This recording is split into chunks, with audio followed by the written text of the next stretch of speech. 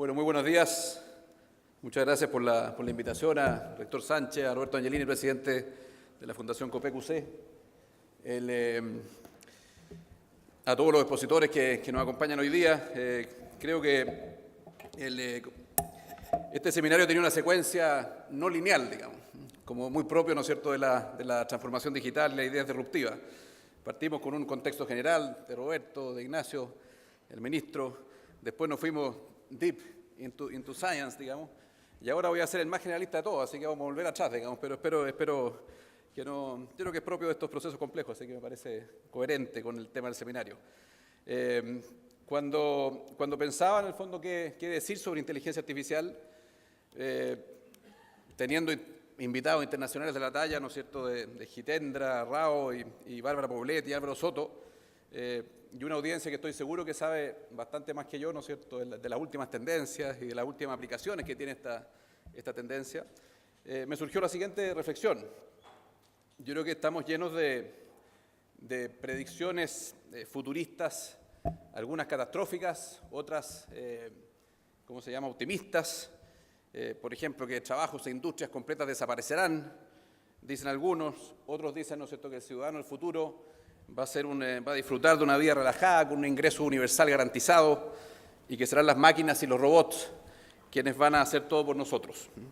Pero como dijo recién Jitendra, son puras especulaciones, digamos. En el fondo, finalmente, todos estos posibles destinos finales hacia dónde nos van a conducir estas tendencias tecnológicas, algunos ocurren más temprano, me explicó un ejemplo, otros ocurren más tarde. Pero básicamente yo creo que es importante empatizar, comprender estas tendencias. Creo que es importante imaginar estos futuros posibles, impredecibles, ¿no es cierto?, y cómo afectarán a nuestros países, pero porque hacerlo provoca precisamente un pensamiento innovador, disruptivo, creo que facilita romper inercias, que muchas veces las inercias son los principales impedimentos para abrazar ideas disruptivas. Así que por un lado es positivo, pero también puede ocurrir que se generan, y esto lo dijo Daniel Fernández en una columna, se pueden generar también inmovilismo. Cuando uno ve cosas tan lejanas y tan impredecibles, digamos, puede tomar tres tipos de reacciones, ¿no es cierto? Lo que Daniel llama el pensamiento mágico, que son eventos misteriosos, mágicos, que son interesantes de observar, pero no muy posibles de gestionar. El inmediatismo estático, que es el que dice, mire, estas son cosas que están en tendencias tecnológicas, que están en el ámbito de la ciencia y que no van a tener aplicación industrial, así que la verdad que son hechos puntuales y los ignoro. Y el escapismo fatalista, que es un poco parecido al primero, que es decir, mire, esta cuestión es completamente inmanejable, no la entiendo simplemente y prefiero quedarme como estoy. Y seguir en el fondo, básicamente, en el caso de una empresa, generando valor hasta que dure. Bueno, todas estas tres posibles reacciones son inhibidoras de un proceso adaptativo, por ejemplo, para abrazar la transformación digital en las empresas, que se haga en forma eficaz, oportuna, como decía Daniel. Y por eso creo que finalmente los países y las economías y las empresas y los ciudadanos, digamos, evolucionan mejor gestionando transiciones, digamos, que saltando, ¿no es cierto?, en forma abrupta a supuestos destinos finales que hoy día son impredecibles, digamos. Entonces, lo que es realmente relevante no es solamente gestionar transiciones, sino que también preparar las capacidades, ¿no es cierto?, para poder en el fondo adaptarnos sucesivamente a través de acciones sistemáticas, graduales, como decía, ¿no es cierto?, como partiendo de la mente de una guagua, digamos, un proceso incremental de aprendizaje. Lo mismo tiene que ocurrir en las empresas, digamos. Yo creo que cuando nos mareamos tanto con los destinos finales, finalmente lo que eso provoca es inmovilismo. Y no hay duda, ¿no es cierto?, que el tema que nos convoca hoy día, la inteligencia artificial, es uno de los grandes protagonistas de la llamada cuarta revolución industrial, digamos. Entonces, yo creo que cabe hacernos la pregunta, ¿qué estrategia seguir para transformar en una oportunidad para Chile esta cuarta revolución industrial y este elemento tan esencial como es la inteligencia artificial? ¿Cuán preparados estamos? Y por un lado, si uno observa el debate nacional, ¿no es cierto?, y hablamos de diversificación, valor agregado, innovación, cuarta revolución industrial, emprendimiento, productividad, me parece a mí que muchas veces son más frecuentes las soluciones mágicas, quizás voluntariosas, que, ¿no es cierto?, las acciones sistemáticas sucesivas. Y eso es preocupante porque obviamente no colabora, ¿no es cierto?, a generar estas capacidades de adaptación. Por ejemplo, cuando hablamos de que la de que la economía chilena es ¿cómo se llama?, extractiva, rentista, que abrazar la economía del siglo XXI implica abandonar nuestras industrias principales, como si la modernidad estuviera en oposición a lo que hoy día tenemos, a lo que hoy día nos hace competitivos, me parece que no colabora, ¿no es cierto?, al desafío de adaptación, digamos. Por ejemplo, también yo creo que esta lógica de integrarse verticalmente hacia adelante, ese típico, lo que se dice en el fondo, que por qué solamente producimos litio y cobre y no producimos baterías, ¿no es cierto?, autos eléctricos en Chile, la lógica de la industrialización hacia adelante, tampoco me parece que sea muy coherente con el mundo que vivimos, digamos. Es como ignorar en el fondo que finalmente, por ejemplo, las baterías de litio no necesariamente se van a producir cerca de los insumos. Es más razonable quizás que se produzcan cerca de los grandes consumos, digamos. Y por lo tanto, hay un cierto voluntarismo que ignora ciertas reglas, ¿no es cierto?, básicas de la economía, como son las ventajas competitivas. Y no tiene nada malo producir litio y cobre y hacerlo, ¿no es cierto?, y ser los mejores en el mundo en ello, y quizás estar en la frontera de adopción tecnológica en la producción de litio y cobre, y quizás, ¿no es cierto?, dejar que las fuerzas de las ventajas competitivas produzcan las baterías y los autos eléctricos cerca de los centros de consumo. Así que eso por un lado, digamos. Creo que de repente los debates acá tienen más voluntarismo que básicamente incentivos para emprender acciones sistemáticas en un cierto sentido. Y bueno, el otro que decía, en el fondo, muchas veces se ve en el fondo la economía del siglo XXI como en oposición a nuestras principales industrias. Industrias que, de hecho, de ese paso siguen más demandadas que nunca, ¿no es cierto? Piensen ustedes la electromovilidad, lo demandante que es de litio, de cobre, etcétera. Entonces, yo tengo una mirada distinta. Yo creo que abrazar la revolución, la cuarta revolución industrial, se debe hacer a partir de nuestras industrias principales y no en oposición de ellas. Y bueno, además de observar el debate nacional, veamos, ¿no es cierto?, qué nos dicen informes de distintas instituciones que miden la competitividad de los países. Hace poco tiempo en SOFOFO presentamos el informe de competitividad del Foro Económico Mundial, que proponía una nueva brújula para la cuarta revolución industrial. ¿Y qué nos dice este informe? Nos dice que, un poco coherente con lo que decía antes, decía, mire, en la economía del siglo XXI, lo más sensato, por así decirlo, lo más adecuado, es abrazar estas nuevas tecnologías, estas nuevas tendencias, estos nuevos modelos de negocios, y no tanto en el fondo el modelo del siglo XX, que era la industrialización, que es un poco la lógica de integrarse, como si la única manera de agregar valor fuera, ¿no es cierto?, generando nuevas etapas de industrialización a partir de ciertos productos que hoy día exportamos. Yo creo que tiene mucho más capacidad de generar valor, ¿no es cierto?, abrazar estas nuevas tendencias que lo primero, digamos. Y nos decía también, en el fondo, que en Chile tenemos ciertas brechas. Por ejemplo, en el caso de tecnologías de información, a pesar de que tenemos un liderazgo en la región, todavía estamos lejos de países como Estonia. Tenemos un puntaje 61, número 49 en el ranking. Estonia está 14 con 77 puntos. En temas de cuáles son las capacidades que tiene el ecosistema chileno para innovar, también nos rankea no muy bien, en el lugar 53. En términos de lo que se debate mucho, que es, ¿no es cierto?, uno de los propósitos de la Fundación COPEQC, la investigación y desarrollo, no hay duda que tenemos un nivel de inversión bajo en comparación con el resto del mundo. Pero, sin embargo, nos dice también el WEF que esto no es monovariable, el desafío de la innovación es multidimensional. Por lo tanto, si centramos toda la discusión en la I+D, quizás estamos pretendiendo que haya una bala de plata, y no lo es. Hay muchas características de un ecosistemas de innovación que tienen que estar presentes. Aquí puse varias de ellas que, en comparación, la línea roja es Chile, la línea azul es Alemania, que es el número 1 según el WEF. Y, por ejemplo, una cosa que quiero destacar es que en Chile no hay suficiente colaboración entre los distintos stakeholders de un ecosistema de innovación. Me refiero a empresa, academia, ciencia, emprendedores. Y eso es bien relevante. Entonces, ¿cómo rompemos estas brechas? ¿Cómo cerramos esta brecha, perdón? Y creo que el principal desafío, la principal manera, una especie de pilar habilitante para todo el resto es, ¿no es cierto?, generar ecosistemas de innovación, ecosistemas colaborativos donde interactúen diversos actores, como empresa, universidad, emprendedores y Estado. Y no hay duda, ¿no es cierto?, que en Chile tenemos una cultura bien arraigada de silos, las empresas por un lado, la universidad por otro, los emprendedores por un tercer camino. Y creo que iniciativas como la Fundación COPEQC, el Centro de Innovación Anacleto Agnellini, son muy valiosas por eso. Ahora hay que replicarlas por 1000, como decía Roberto. Invitaba, ¿no es cierto?, que otras empresas hicieran cosas similares, porque no es suficiente en el fondo con esta iniciativa, que no hay duda que hace un aporte muy importante, digamos. Y también hay otros ecosistemas que se han generado que son catalizadores de innovación, en otras universidades, centros de investigación, etc. Y también hay valiosas experiencias individuales de empresas que a través de plataformas de innovación abierta, a través de fondos de capital de riesgo, están básicamente enfrentando, por así decirlo, desafíos verticales específicos de su industria, de su empresa.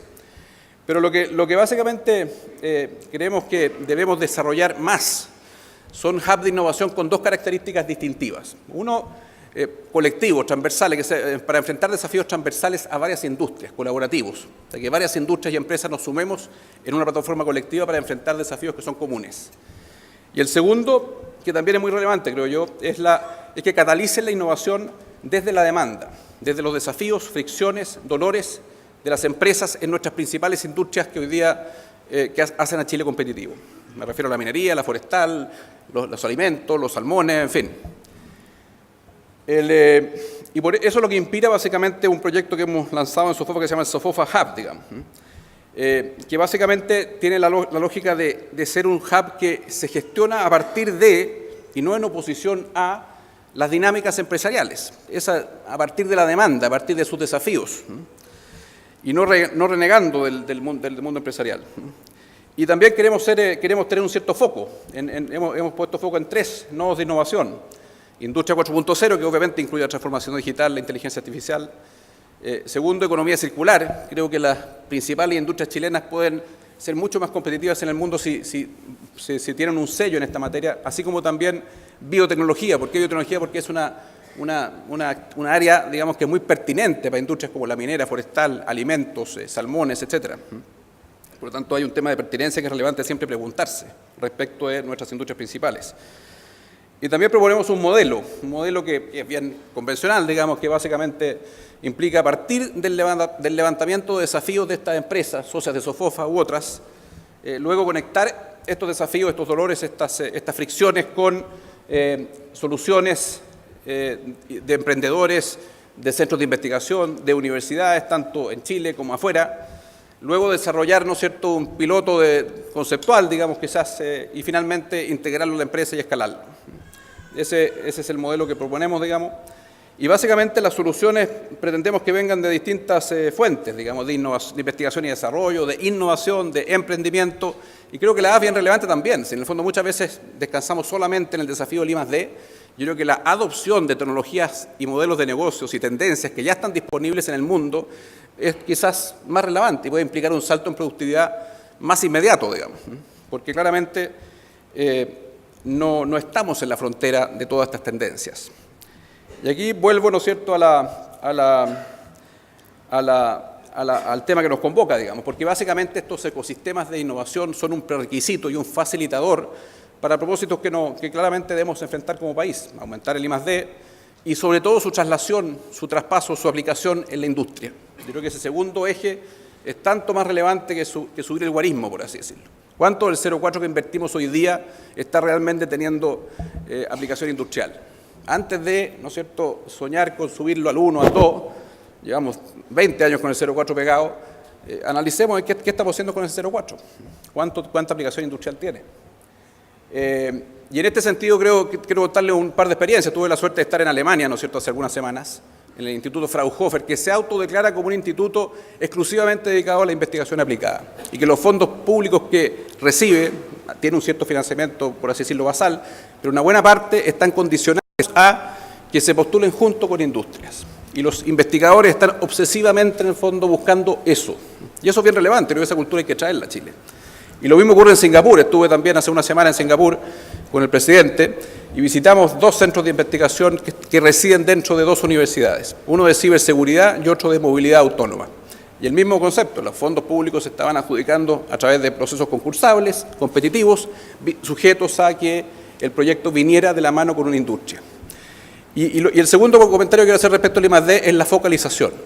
La focalización que básicamente, creo que aquí no se trata de subir el I+D urbi et orbi. Singapur, por ejemplo, se focalizó en al menos 2 cosas que son muy relevantes para Singapur. La movilidad autónoma es muy relevante porque Singapur es un país pequeño, con alta densidad y por lo tanto ya no puede absorber el transporte, ¿no es cierto?, como hoy día lo conocemos. Y por eso se centró muy fuertemente en esa área. Y también se centró muy fuertemente en ciberseguridad, porque es una plataforma logística financiera global muy relevante. Entonces tiene una orientación muy aplicada y, segundo, focalizada selectivamente en ciertas áreas de innovación. ¿Cuáles son las áreas de innovación que realmente debiéramos profundizar en Chile, de investigación y desarrollo? Yo propongo una, que es la biotecnología. Pueden haber otros más. Yo creo que un buen debate será tema para otro seminario. Y la segunda tendencia, que es más relacionada con el tema que nos convoca, es estar en la frontera de la adopción de nuevas tendencias tecnológicas y modelos de negocio.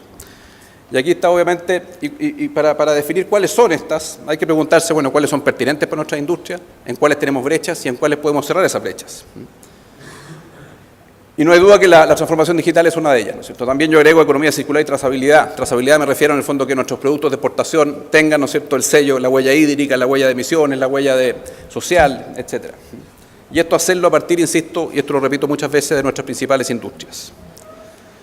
¿Y qué genera esto? Estar en la frontera de las tendencias tecnológicas como es la inteligencia artificial, la transformación digital. Genera dos ascensores de productividad. Primero, obviamente, las empresas que abrazan y que están en la frontera van a ser más productivas y más competitivas. Y lo segundo, que es lo más relevante, creo yo, ¿dónde es más probable encontrar las soluciones e innovaciones necesarias para que las empresas estén en esa frontera? Yo creo que es más probable que los encontremos fuera de las principales empresas chilenas que dentro. En ecosistemas de innovación, en universidades, en centros de investigación, en ecosistemas de emprendimiento. Por lo tanto, el segundo tema que genera mucho valor, digamos, de focalizar una estrategia país, ¿no es cierto?, de que a partir de las industrias principales focalicémonos en estar en la frontera de adopción de tendencias tecnológicas relevantes, genera un ecosistema de servicios digitales y de soluciones tecnológicas que va a estar en manos de muchos emprendedores. O sea, cuando hablamos de promover el emprendimiento, la diversificación de la economía, yo creo que a partir de nuestras industrias principales, generando estos ecosistemas, es un proceso mucho más eficaz que el sueño, insisto, de la industrialización hacia adelante. ¿Y cómo se llama? La inteligencia artificial, que obviamente es parte muy relevante de la revolución industrial, de la cuarta revolución industrial, se puede decir que es el último eslabón de una cadena que parte con las tecnologías digitales core, ¿no es cierto?, el cloud computing, el internet, etcétera, y luego avanzada, como big data y analítica avanzada.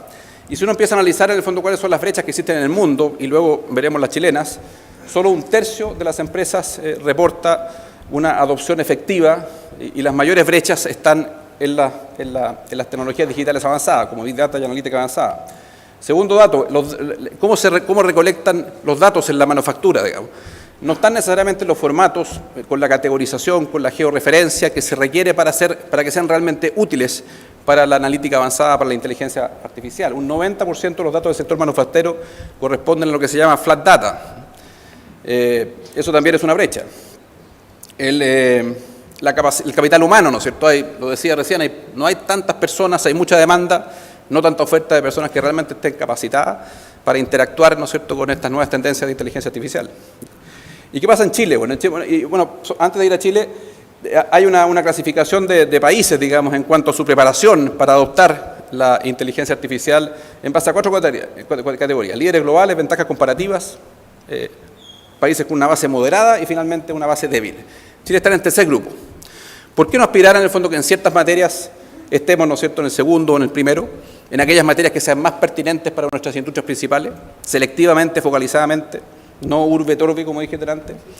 ¿Cuáles son los facilitadores en este cuadro? Son precisamente la absorción digital, que es un requisito previo, ¿no es cierto?, para la inteligencia artificial, las capacidades de innovación, el ecosistema, en el fondo la capacidad para abrazar ideas disruptivas, la capacidad para tomar riesgos. Creo que todas esas cosas se facilitan con ecosistemas colaborativos porque hay una coinversión y un compartir riesgos. En fin, la estructura del mercado laboral.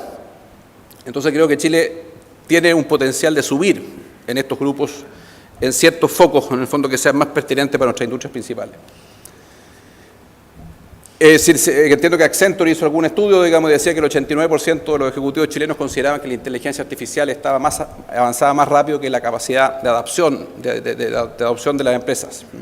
También el mismo estudio decía, ¿no es cierto?, que una de las principales barreras para una adopción vigorosa era, ¿no es cierto?, la escasez de talento.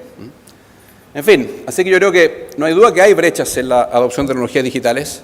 Algunos gerentes me dicen, mira, nosotros estamos en la frontera, estamos haciendo muchas cosas, en fin, bla, bla, bla, y aquellas cosas que no podemos hacer más que por inercias propias, son por razones estructurales, regulatorias, en fin. No hay duda que existen algunas razones estructurales. Ayer el presidente Piñera daba un ejemplo bien insólito. Él está en este proyecto de hacer un hospital digital, donde muchos, en el fondo, diagnósticos se hagan remotamente, ¿no es cierto? Y decía que hubo un fallo de una corte diciendo que no estaba cubierto una cierta prestación remota porque la ley establecía o el reglamento que tenía que ser presencial. Entonces, tantas cosas que se podrían en el fondo resolver remotamente a través de inteligencia artificial, porque tienen una base de datos del perfil de todos los ciudadanos chilenos se está armando, y segundo, una base de datos con todas las soluciones y diagnósticos posibles. Esa unión que se puede hacer remota, por lo menos en la primera instancia, no estaba cubierta según el tribunal. Obviamente que hay cambios regulatorios, pero muchas cosas también responden a inercias más bien de adopción, fallas de adopción de las empresas, digamos, y eso no hay duda. Y esto me recuerda a un estudio que hizo la Federación de Industriales de Inglaterra, que se llamaba From Ostrich to Max, que entiendo que es desde avestruces a urracas. Parece que las urracas son adaptativas, no sabía, pero la avestruz en el sentido que esconde la cabeza. Y básicamente el estudio decía eso, mire, el potencial de aumento, si todas las empresas británicas estuvieran en la frontera de la adopción de nuevas tecnologías, el salto en productividad lo estimaban en, no sé, en miles de millones de dólares. Yo creo que eso también se aplica para Chile. Puede que haya en el fondo algunas que están en la frontera, pero hay mucha disparidad. Si todas estuvieran, ¿no es cierto?, más o menos, si hubiera mayor homogeneidad de empresas chilenas en la frontera de adopción de tecnología, creo que el salto en productividad sería muy grande. Y les doy 3 ejemplos para ir terminando. Primero, en Singapur visitamos también el puerto de Singapur. Puerto Singapur, el patio es un puerto de 15 millones, el terminal más moderno eran 15 millones de TEUs, que es una unidad que se usa para medir contenedores. En Chile la capacidad de la zona central es más o menos 3. En total mueve 70 millones de TEUs el puerto de Singapur. Bueno, este terminal, que es el más nuevo, prácticamente todo su patio, desde que el contenedor entraba, ¿no es cierto?, al terminal, pasaba, se estaqueaba, se quedaba un tiempo en el patio y luego se embarcaba en el buque. La parte del patio era prácticamente todo automatizada. Lo mismo ocurría en el puerto de Hamburgo. Ustedes hoy día, estos días, hemos visto cómo están parados los trabajadores portuarios en el puerto de Valparaíso. Bueno, la intensidad de personas, ¿no es cierto?, en los puertos chilenos es completamente fuera, ¿no es cierto?, de lo que está ocurriendo hoy día en puertos como el de Hamburgo y Singapur. Y lo que más me sorprendió en el puerto de Singapur es que tenían un mapa, una matriz, donde básicamente están las distintas actividades desde que llega el terminal, el contenedor a la entrada, hasta que se embarca en el barco, donde básicamente tenían clasificada toda esta actividad, toda la cadena de valores en función del grado de adopción de automatización. Entonces había algunas que estaban, ya habían 3 categorías posibles: implementadas, en testeo real, digamos, en el mismo puerto, o en piloto. Pero no había ninguna que no estuviera clasificada en el fondo como en un camino a ser automatizada. ¿Por qué no los puertos chilenos por qué no estamos en ese mismo camino? Un segundo ejemplo, una empresa pequeña, ¿no es cierto?, de unos emprendedores jóvenes que le prestan servicios en base a hacer ascensores a la minería subterránea. Me decía, mira, nosotros hace 10 años nos constituimos, no existíamos, hoy día vendemos 3.500 millones. Lo que hacemos es, ¿no es cierto?, en base a sensores, optimizar las operaciones de la minería, ¿no es cierto?, subterránea. Y el primer problema que tuvimos inicialmente era que no estaban digitalizadas las faenas, no había infraestructura digital como para poder en el fondo darle ¿no es cierto?, espacio a la potencialidad de este servicio. Y el tercer ejemplo, una cosa que yo observo todos los días, digamos, en el fondo, ¿cuántas veces vemos, ¿no es cierto?, que los planes de mantención de plantas eléctricas, por ejemplo, se hacen en base a los contratos que se firmaron hace 10 años con Siemens, por así decirlo, y se van haciendo, ¿cómo se llama?, religiosamente en función del cumplimiento de cierto número de horas de operación? Cuando nos dicen, en el fondo, que capturando información con sensores, en el fondo se puede, en el fondo, hacer mantenciones preventivas cuando realmente se requiera y no cuando lo establece ese número de horas de operación que se definió en algún contrato. Así que hay muchos ejemplos en los cuales da cuenta de que tenemos, en el fondo, oportunidades de aumentar la adopción de estas tecnologías. Y básicamente la invitación que hacemos, ¿no es cierto?, en Sofofa es a sumarse, emprendedores, investigadores, acá me imagino que hay muchos de ellos, a esta plataforma de innovación colaborativa, donde el catalizador para la innovación sea la demanda, los desafíos, las fricciones de las empresas chilenas, y las soluciones vengan de ustedes, los investigadores y emprendedores. Así que ahí tenemos un mail, hub@sofofa.cl, para empezar a capturar, ¿no es cierto?, quiénes pueden ser los actores de estos ecosistemas, y piensen en soluciones para nuestras industrias principales. Yo creo que ese es un gran desafío que tenemos, porque muchas veces se piensa en el fondo en la innovación como cosa, en el fondo, completamente alejada de nuestras principales industrias. Yo creo que por lo menos tenemos que partir por aumentar la adopción de tecnología y tendencias, ¿no es cierto?, en nuestras principales industrias y en nuestras principales empresas. Así que muchas gracias.